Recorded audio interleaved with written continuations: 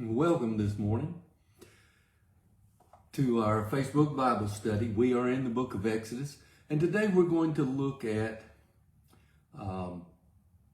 Moses receiving the law.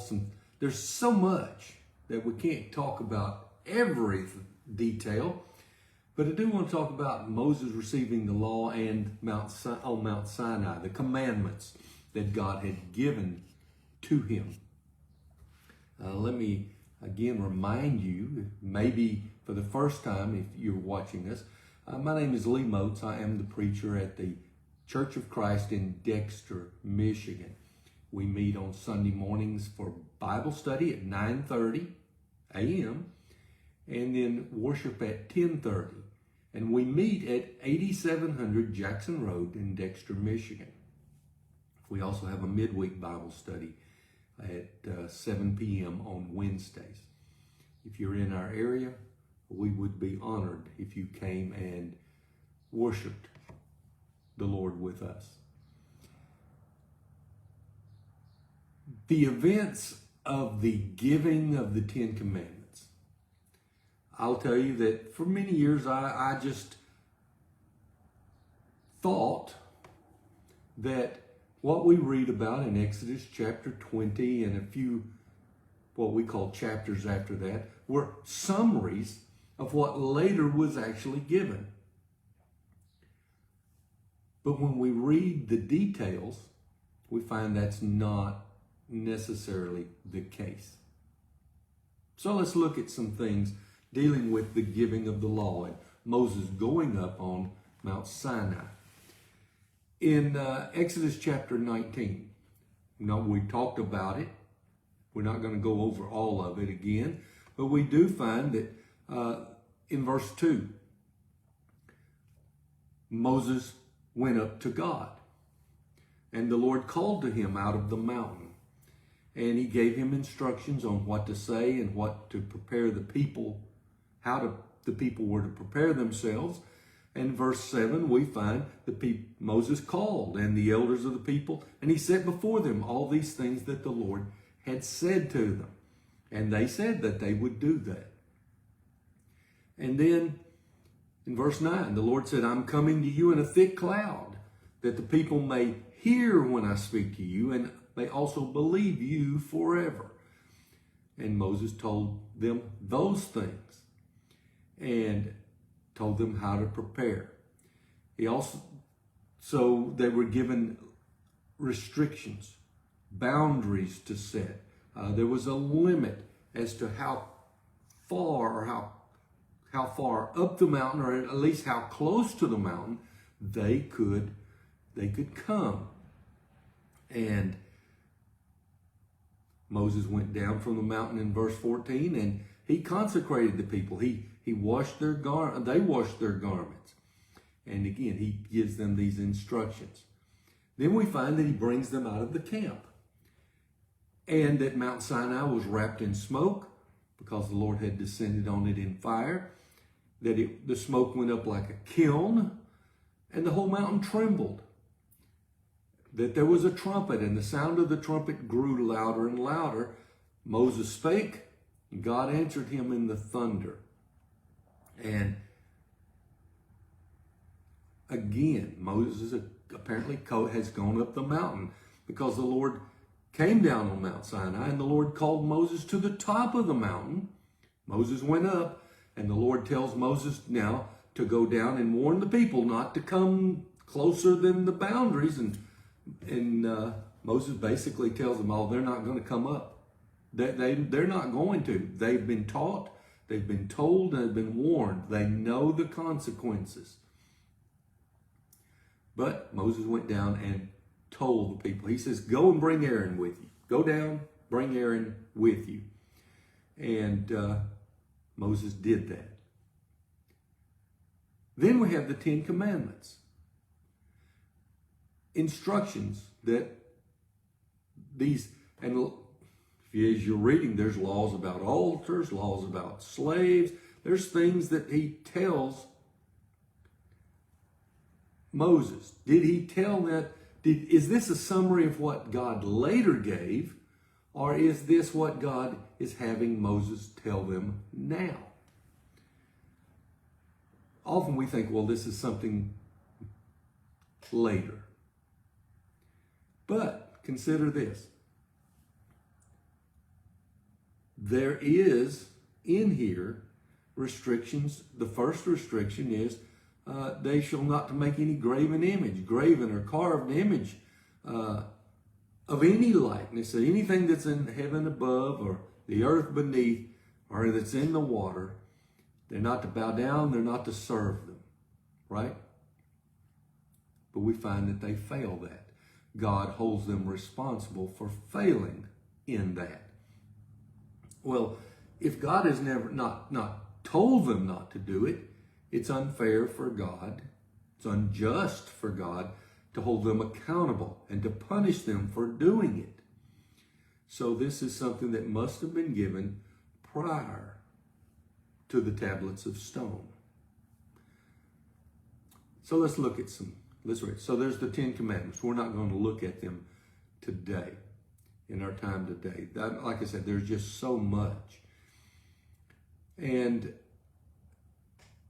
Moses has been sent down. These are the words that the Lord has given to Moses. Verse 18 of chapter 20 says, Now when all the people saw the thunder and the flashes of lightning and the sound of the trumpet and the mountain smoking, the people were afraid and trembled, and they stood afar off and said to Moses, You speak to us and we will listen, but do not let God speak to us, lest we die. Moses said to the people, Do not fear, for the Lord has come to test you, that the fear of him may be before you, and that you may not sin. The people stood far off, while Moses drew near to the thick darkness where God was. Okay, so he's not entered the darkness. Prior to this, he's come up on the mountain. He's been talking with the Lord, and the Lord has been talking to him. And then, so he draws near to this thick darkness. And then we find these laws about altars, laws about slaves, and these are just headings I'm looking at here. Okay, laws about restitution, just different stipulations, different ordinances, different statutes, different laws and instructions. This heading says laws about social justice. And then we get into chapter 23 about the Sabbath day and festivals that God is going to hold them accountable for, responsible for, and all kinds of details about how to keep those things. He even promises the conquest of the land of Canaan. They just came out of Egypt. But he's promising that they will conquer the land of Canaan. And then we get to what we know of as chapter 24. Then he said to Moses, now listen to this. Then he said to Moses, Come up to the Lord, you and Aaron, Nadab and Abihu, and the 70 of the elders of Israel, and worship from afar. So Moses is drawn nearer, but he's not in that thick cloud yet. Moses alone shall come near to the Lord, but the others shall not come near, and the people shall not come up with him.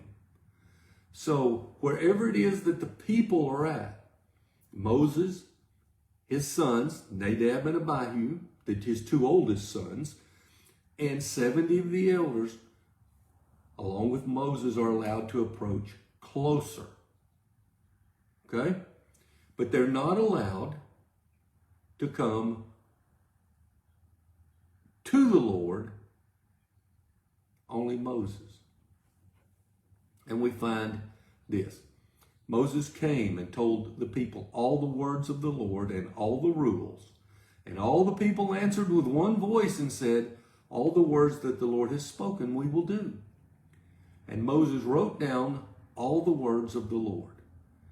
He rose early in the morning and built an altar at the foot of the mountain and 12 pillars according to the 12 tribes of Israel. And he sent young men of the people of Israel who offered burnt offerings and sacrificed peace offerings of oxen to the Lord. And Moses took half of the blood and put it in basins, and half of the blood he threw against the altar. Then he took the book of the covenant and read it in the hearing of the people. And they said, all that the Lord has spoken we will do, and we will be obedient. Moses took the blood and threw it on the people and said, behold the blood of the covenant that the Lord has made with you in accordance with all these words. Then Moses, Aaron, Nadab, Abihu, and 70 of the elders of Israel went up, and they saw the God of Israel. There was under his feet as it were a pavement of sapphire stone, like the very heaven, for clearness. And he did not lay his hand on the chief men of the people of Israel. They beheld God, ate and drank. The Lord said to Moses, come up to me on the mountain and wait there, that I may give you the tablets of stone with the law and the commandment which I have written for their instruction. So Moses rose with his assistant Joshua, and Moses went up into the mountain of God. And he said to the elders, wait here for us until we return to you. And behold, Aaron and Hur are with you. Whoever has a dispute, let him go to them. Then Moses went up on the mountain, and the cloud covered the mountain. The glory of the Lord dwelt on Mount Sinai, and the cloud covered it 6 days. And on the 7th day he called to Moses out of the midst of the cloud. Are you following so far? The tablets of stone have not yet been given. As we read in chapters 19 and 20, 21, 22, 23, and even a large portion of what we call chapter 24. But did you notice that Moses wrote down the words of the Lord? He wrote down all of them. Whatever the Lord had given him and whatever the Lord had said, Moses wrote those down. And he even took those things he wrote down. It's later in verse 7 called the book of the covenant. It just means the things that were written about that were in regards to the covenant. It tells us that Moses could write. And Moses writing them served no purpose unless people could read them. What language did he write in? It's a good question. You'll find that there's a lot of disagreement. Some say that he couldn't write at all. Some believe that he wrote in hieroglyphics. Others say that he wrote in Paleo-Canaanite, an early language of the Canaanite language, of the Canaanite people. It has been proposed that what is known as early Canaanite language was the same as early Hebrew language, and that they later evolved from this that Moses wrote. But people could read it. Later people could take it and they could read it and they could say it out loud from these things that Moses had written. So they had to have known how to write. They had to know how to read. And there had to be a language, an actual language that they were familiar with that allowed them to do this. Anyway, I digress some. So here is Moses. He approaches. There's much we don't know. But it tells us that they come to a certain place. They're allowed to come beyond the normal boundaries, it seems, and approach closer to God. And it tells us they saw the God of Israel. Well, I thought that it was impossible for people to see the Lord, to see God. and yet we're told that they saw him. They saw something that some way in which the Lord manifested himself. They saw that under his feet there was a pavement of sapphire stone, like the very heaven for darkness. They even had a meal. They ate and drank. And then the Lord tells Moses, right, come up to me on the mountain. So he's going to go either they're at the very base of the mountain when this transpires, or they're somewhere closer to the mountain. But now Moses is allowed to go up farther. It seems that kind of throws us at times. We find, verse 13, Moses rose with his assistant, Joshua. Okay? He tells the elders, you stay here. Aaron and Hur are with you. Whatever issues you have, you take to them. If there's a dispute, I'm not going to be here, so take it to them. And he goes up on the mountain.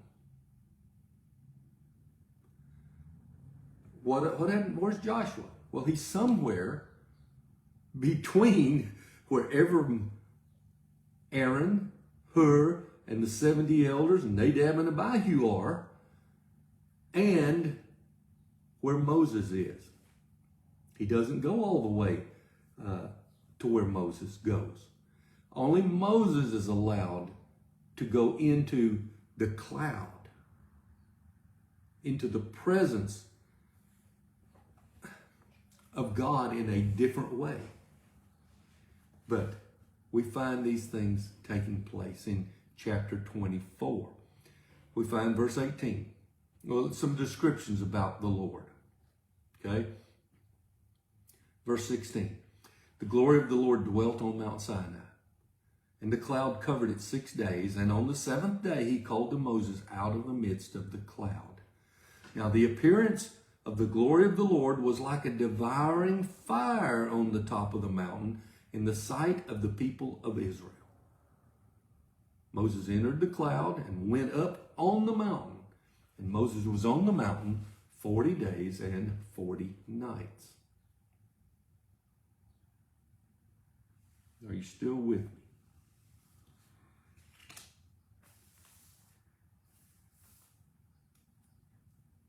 He's given them instructions. He's given them various laws. And now he gives more details. Moses is on this mountain. The reason for Moses to come up is to receive 2 tablets of stone in which the Lord himself has inscribed, has written the 10 commandments. Okay? And he's going to be there for 40 days and 40 nights. Now, if it's just to receive the 10 commandments, that should only take a few moments. And so there are things the Lord now is going to tell and emphasize to Moses. And so we find, if you may have headings again in the pages of your Bible. It may say something like this in chapter 25. Conditions for the sanctuary. They're going to build a tabernacle. And he gives him instructions on exactly how it is to be built. What the materials are that are going to be used. The designs and the patterns. There is nothing left to Moses or the workmen to figure out. God gives them the details. And in that tabernacle, we find then there's an Ark of the Covenant. He tells them about it. There's the table of bread, the showbread, table for the unleavened bread. There's the lampstand. There's actually more details about the tabernacle itself and how it's going to be made out of curtains, because it's really a huge portable tent that will have to be erected and taken down when they move.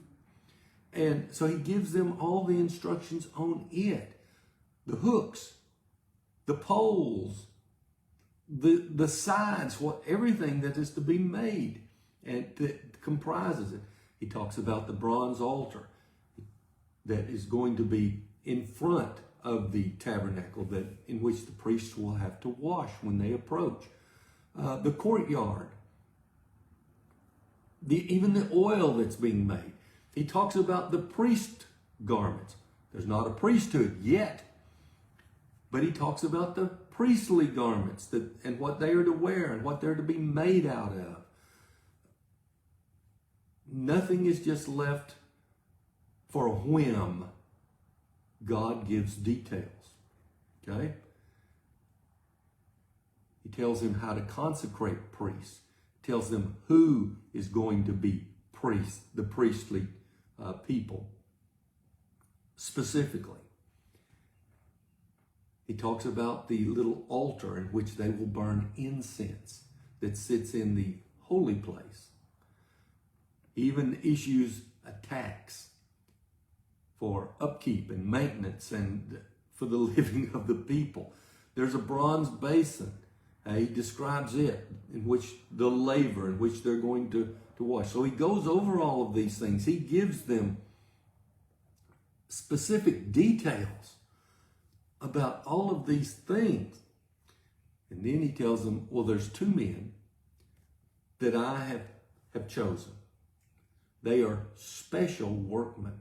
And I have placed with them the Spirit of God, so that they can do all of these things exactly as I want them done. Okay? He talks about the Sabbath day. Why he gave that instruction of remember the Sabbath and keep it holy. So there's much that the Lord is telling Moses. 40 days worth, 40 nights worth of instruction. And then the scene cuts away. It goes back to the foot of the mountain and into the encampment itself, where the children of Israel are at.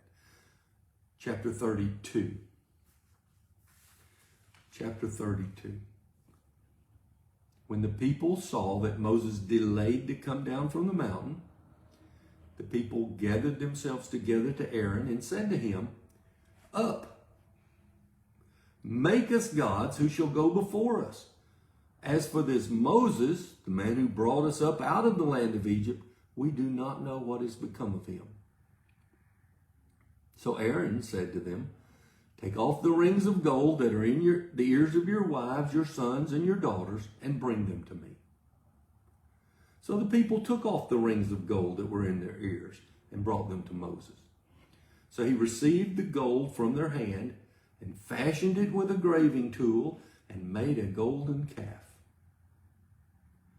Whoa, wait a minute now. Why was this wrong? Why was it wrong?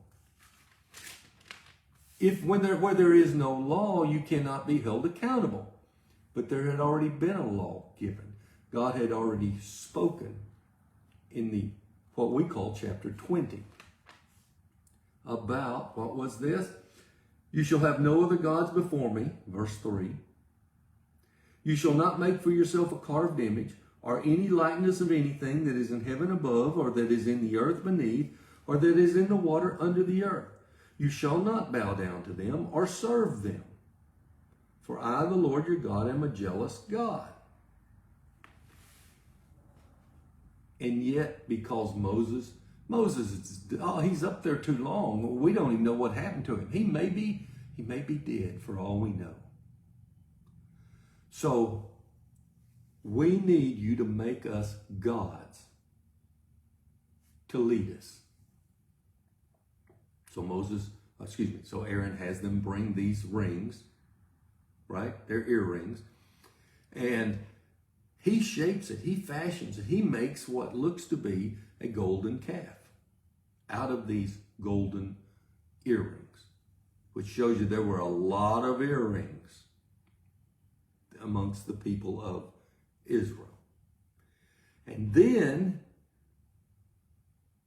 okay, they said, "These are your gods, O Israel, who brought you up out of the land of Egypt."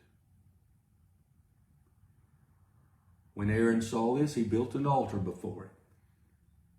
That's what they said. These are your gods. They wanted a god. Aaron supplied them with a god. They claim it is the God that brought them out. He builds an altar and he makes a proclamation. Tomorrow shall be a feast to the Lord. This is the Lord right here. Okay? And so what do? They rise up early the next day. They offered burnt offerings and brought peace offerings. And the people sat down to eat and drink and rose up to play. They're excited now they have a God. That's going on down in the camp. Not on the mountain, but somewhere between the base of the mountain and into the camp. Verse 7 tells us, "And the Lord said to Moses, Go down, for your people whom you brought up out of the land of Egypt have corrupted themselves. They have turned aside quickly out of the way I commanded them." See, there was already a commandment given. They have made for themselves a golden calf and have worshipped it and sacrificed to it and said, "These are your gods, O Israel, who brought you up out of the land of Egypt." And the Lord said to Moses, "I have seen this people, and behold, it is a stiff-necked people. Now therefore let me alone, that my wrath may burn hot against them, and that I may consume them, in order that I may make a great nation of you." But Moses implored the Lord, his God, and said, "O Lord, why does your wrath burn hot against the people, against your people, whom you have brought out of the land of Egypt with great power and a mighty hand? Why should the Egyptians say, 'With evil intent did he bring them out, to kill them on the mountain and to consume them from the face of the earth'? Turn from your burning anger and relent from this disaster against your people." And so Moses says these things to the Lord. The Lord is ready to destroy them. His anger is burning. And Moses even goes on to say, "Remember Abraham, Isaac, and Israel, your servants, to whom you swore by your own self, and said to them, 'I will multiply your offspring as the stars of heaven, and all this land I have promised I will give to your offspring, and they shall inherit it forever.' And the Lord relented from the disaster that he had spoken of bringing on his people." That's an interesting bit right there, isn't it? Is it that God was persuaded? Or is it that this was a test for Moses? Could this have been a test for Moses? To see how Moses would respond. Would Moses say, "Go ahead and kill them all, Lord. They're just a pain in the neck as already. Go ahead and do away with them. Yeah, make me somebody." But no. Instead, Moses, through humility, pleaded with the Lord on the behalf of these people. I'll leave that for you to consider some more and to think about. So Moses turns, he went down from the mountain with the 2 tablets of the testimony in his hand. Tablets that were written on both sides, on the front and on the back, they were written. The tablets were the work of God, and the writing was the writing of God engraved on the tablets. Now when Joshua heard the noise of the people as they shouted, he said to Moses, "There is a noise of war in the camp." But it doesn't say anything about Joshua going into the cloud, does it? So he is somewhere outside of the cloud, but not with the people. But they have risen up. They are rejoicing. They're eating and drinking and playing. They're having a great time. They've got their God, right? To Joshua, it sounds like war. But he said, Moses, it is not the sound of shouting for victory or the shout of the cry of defeat, but the sound of singing that I hear. As soon as he came before the camp and saw the calf and the dancing, Moses' anger burned hot, and he threw the tablets out of his hand and broke them at the foot of the mountain. And then we see him taking that calf, that he burns it, he grinds it into powder, he puts it in water, and he made the people drink it. And then we see Aaron making excuses.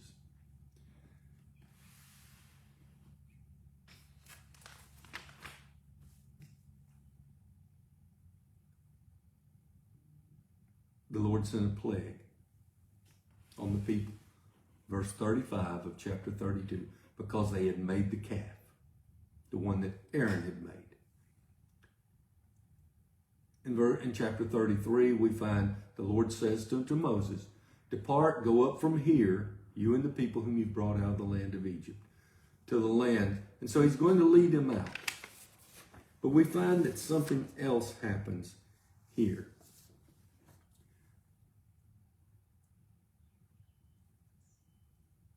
In chapter 34, there's some other things that take place, but in chapter 34, the Lord says to Moses, cut for yourself 2 tablets of stones like the first, and I will write on the tablets the words that were on the first tablets, which you broke.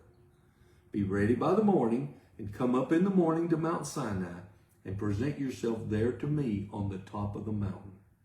No one shall come up with you, and let no one be seen throughout all the mountain. Let no flocks or herds graze opposite that mountain.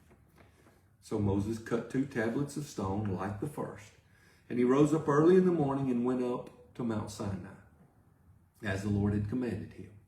And he took in his hands 2 tablets of stone. The Lord descended in the cloud and stood with him there and proclaimed the name of the Lord. Now I'll leave this part that you can read for yourself. But there was 2 sets of tablets, both written by God. But there was also some things that had been written by Moses. These 2 sets of tablets, written front and back, 2 tablets each time, contained the 10 commandments. The other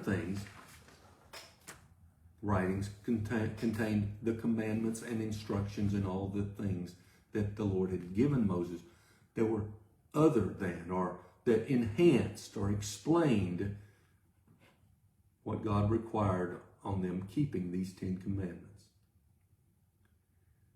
And we'll stop there. Moses went up on this mountain. At least, I don't know if he went to the very top of it. It seems he goes to the very top of it on several occasions. But on 2 occasions, he went up to specifically receive the tablets of stone. Joshua was allowed to go on the mountain to some point, but we're not told what that is, or if it just meant to the very base of the mountain. And so there's a lot that goes on with the giving of the 10 commandments. Just the giving of them. We'll stop there for today. So much to talk about on People, Place, and Things Friday, isn't there? Again, I hope that this causes you to think, causes you to read, to consider God's Word more, and not just read it to say I've read it. Read it to see, why are these things recorded for me? And then look at many of these things, and the Hebrew writer, or I should say the writer of Hebrews, gives us information about these things and their proper place in God's plan of salvation. Until we meet again, may God bless you.